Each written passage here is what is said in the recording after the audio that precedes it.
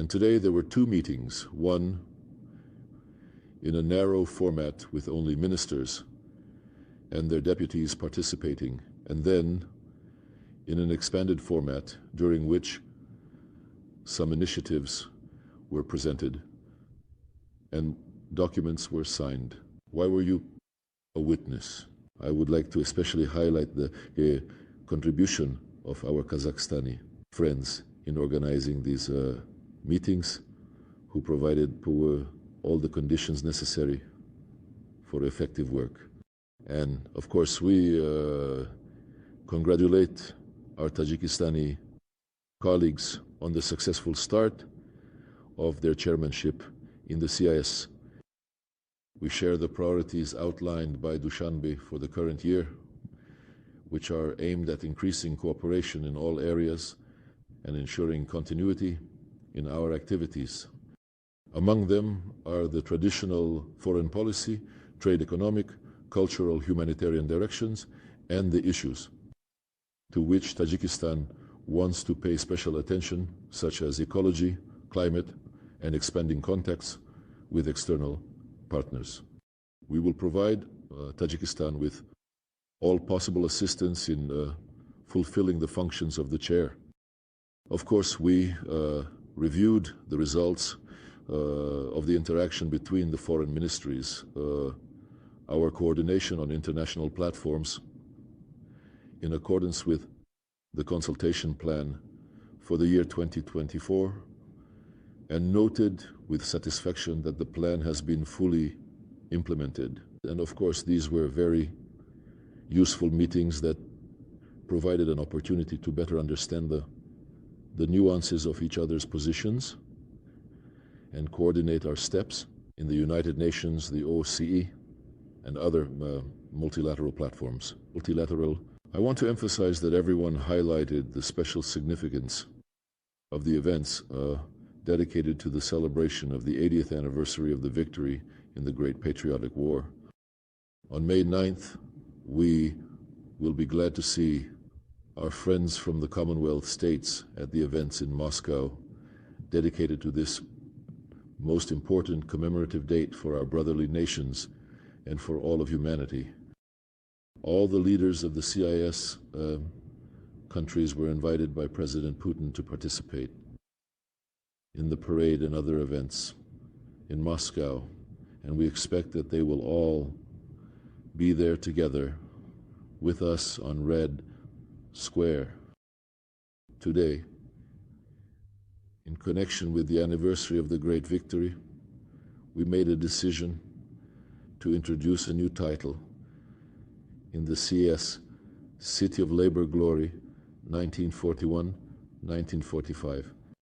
This decision was made because such titles will be awarded. The specific list of cities is currently being finalized. We will make it public in the near future. Of course, we also discussed current international and regional affairs.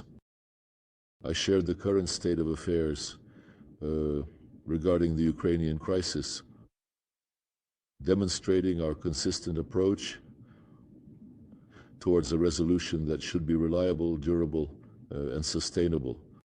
And this can only be achieved by addressing the root causes of this conflict, which are well known to everyone.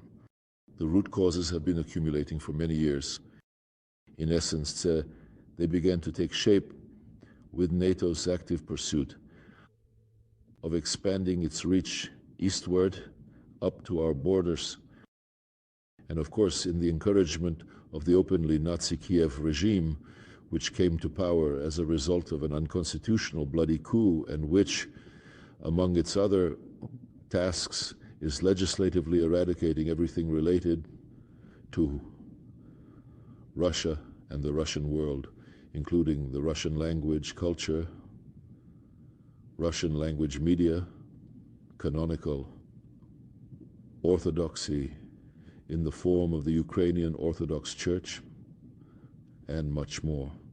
I spoke with our colleagues, informed them about some details of our contacts with the Americans at various levels, including on issues of Washington's assistance in resolving the Ukrainian crisis.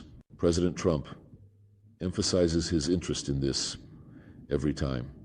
And we see that, unlike Europe, which, and I include Britain here, completely ignores the root causes of the current situation, there is a desire in the United States to delve into the essence of the problem. And President Trump has repeatedly stated publicly that drawing Ukraine into NATO was a mistake, which probably played a decisive role in the current events, despite years of warnings from Moscow. They also understand that returning, as Zelensky still demands, to the borders of 1991 is impossible, if only because people live in these territories, whom Zelensky considers as beings. He has mentioned this more than once, even before the start of the special military operation. People whom he advised, if they feel themselves part of Russian culture, to get lost in Russia. These are his words, which were also spoken before the special military operation. And now, in one of the interviews, he said that he is driven primarily by hatred towards Russians. When asked if it was towards Putin personally, he said, no, towards all Russians, I hate them all. Well, and who could even hypothetically think of giving these people to such a person? No way, and never. And this understanding is also present in the Trump administration, who have repeatedly stated publicly that Zelensky will have to come to terms with the territorial issue. That's it. As a result of today's meeting, a package of decisions was adopted in the cultural, humanitarian, law enforcement spheres, as well as in the field of security. Approved projects of a number of international treaties, and in particular the draft program for cooperation among CIS states in strengthening border security on external borders for the 26th to 30th years. I would also highlight the documents on the main directions of the unified system for monitoring radiation, chemical and biological situations, on the principles of joint communication systems of the armed forces of the Commonwealth countries, and on the creation of the volunteer forum at the initiative of the President of Kazakhstan. This will now be a permanent platform within the CIS. We actively supported it. We have already, this movement has been developing for more than a year, and we are in favor of it becoming international within the framework of the Commonwealth. Well, probably, yes, we are publishing a number of documents as documents of the foreign ministers, while the rest are draft documents that will be signed by the heads of government at their meetings. And they will have two in June and in September, and at the summit scheduled for October 10th in Dushanbe. Already at the level of heads of state, please, a question. V. Putin, how do you see the CIS role? How do you see the role of the CIS on the international stage? Well, in principle, we outline our position quite thoroughly. The President put forward an initiative to form a Eurasian security architecture that would encompass the entire Eurasian continent, all the countries located on this continent, and all the organizations that exist here. The CIS is one of them. It has established its working connections at the secretariat level with the Shanghai Cooperation Organization, the Eurasian Economic Union, and the Collective Security Treaty Organization. ASEAN exists, and here there is also a group of countries, more precisely the Cooperation Council for the Arab States of the Gulf. In the South Asian direction, there is also an integration group. And the idea is that these sprouts of integration processes, which have already taken quite concrete shape in a number of cases, should establish interaction among themselves, seek common interests, combine efforts, and avoid duplication and unnecessary waste of resources. And the CIS, of course, as a structure dealing with both the economy and security issues, can and will definitely be a partner, an active partner in efforts to form material connections. This is what President Putin calls the formation of a large Eurasian partnership. And this material foundation will certainly help create the architecture of Eurasian security.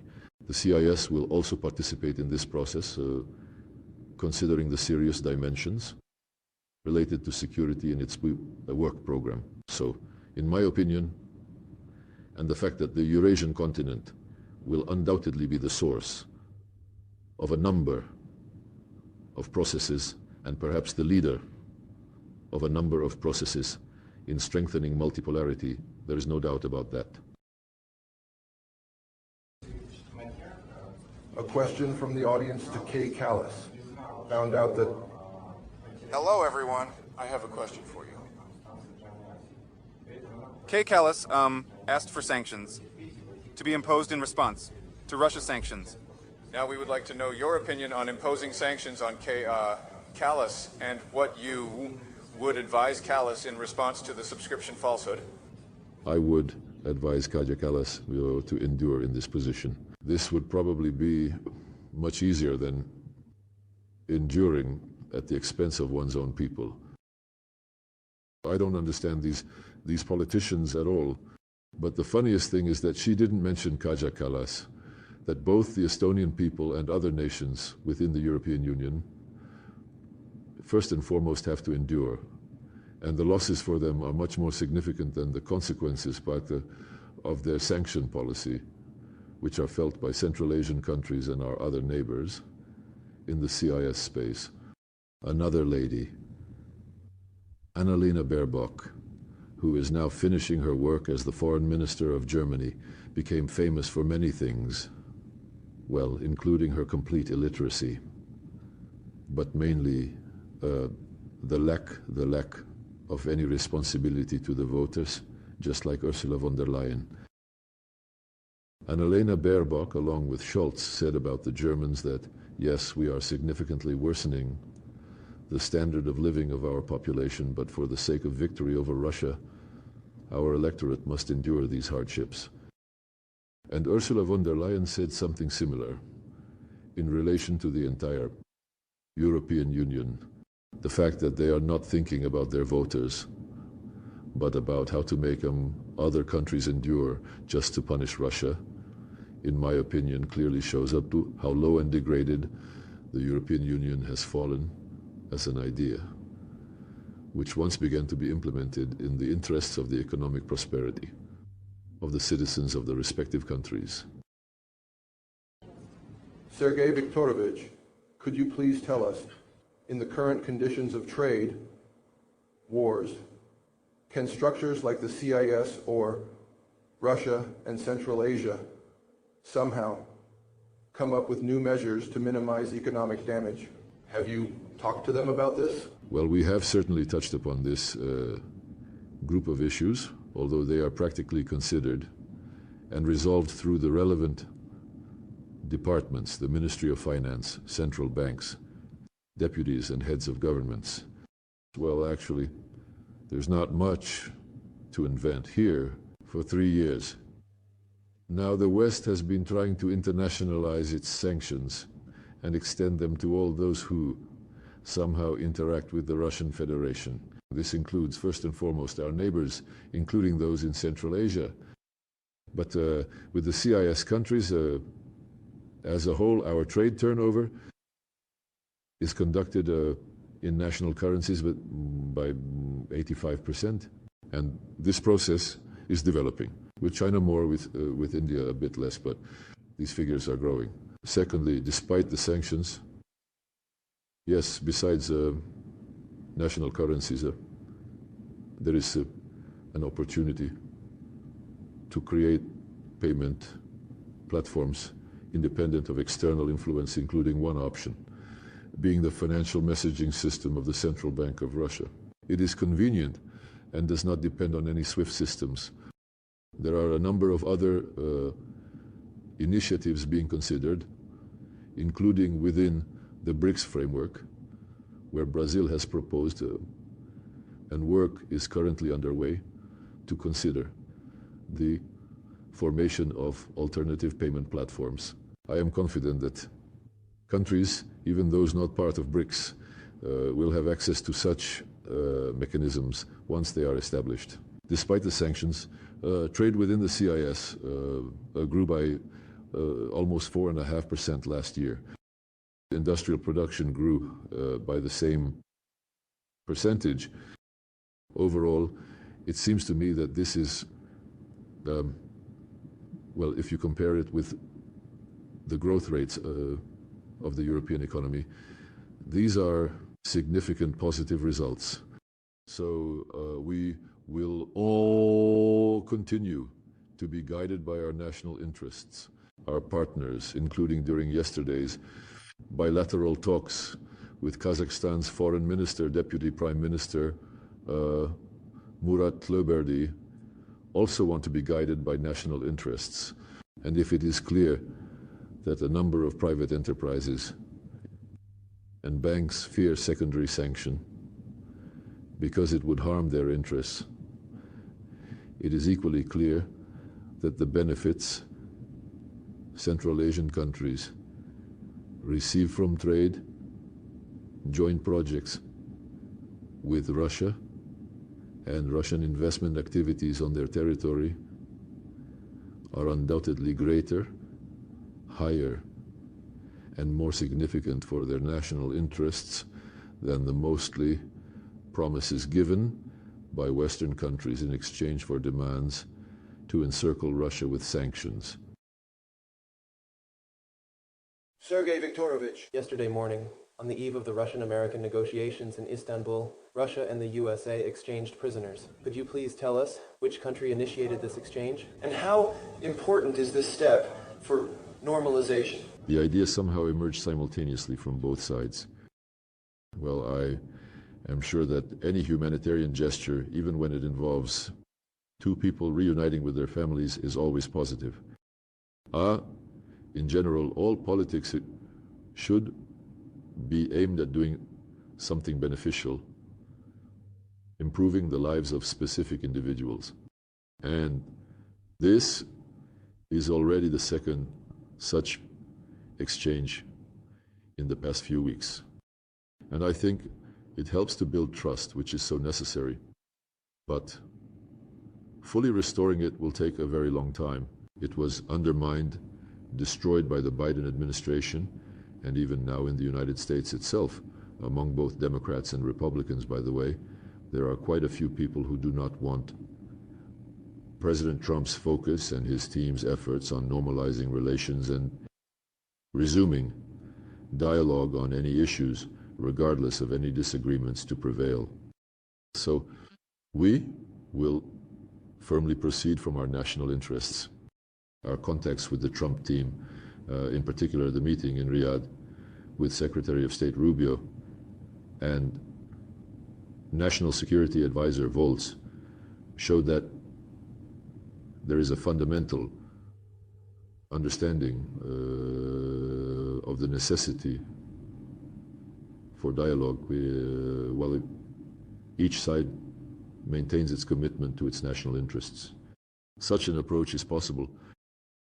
And by the way, here's an example. The People's Republic of China and the United States are now entering a very tense period of confrontation due to tariffs, but not only that. There are ongoing issues related to the status of Taiwan, which the West seemingly recognizes formally as part of a unified China, yet at the same time wags its finger and says, but the status quo should not be changed. And what is the status quo? It's not a unified China, it's essentially a state not even quasi. They view this status quo as the statehood of Taiwan. There are also issues in the South China Sea, that is between China and the United States.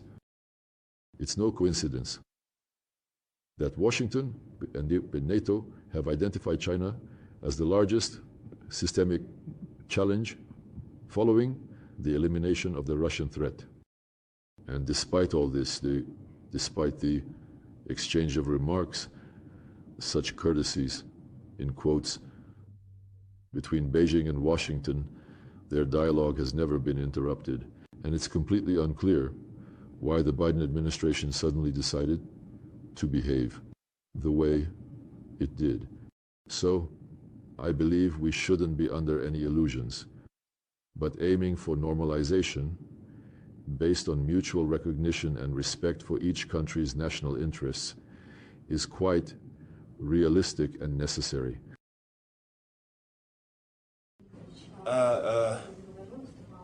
Vorontsov is perhaps like persuading your country to a reason? Well, it will not entail, it should be a consequence of lifting sanctions on Aeroflot. We made such a proposal at the mentioned meeting in Riyadh over a month ago. The Americans received it. So far, we haven't seen any reciprocal steps. But yesterday, the meeting in Istanbul concluded, as you mentioned, where our experts reminded them of this proposal. But to be honest, I haven't had the opportunity to contact them yet. Maybe there were some developments, but for now, they are unknown. But we will work on this because it is a return to normalcy. The Russian Council reported that the investment council under the Russian government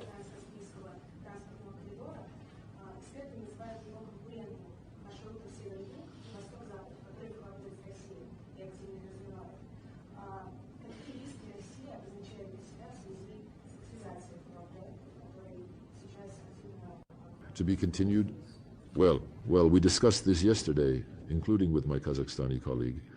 Today it was touched upon at the meeting of CIS foreign ministers, and we will talk in just a few minutes with 5 foreign ministers from Central Asian countries.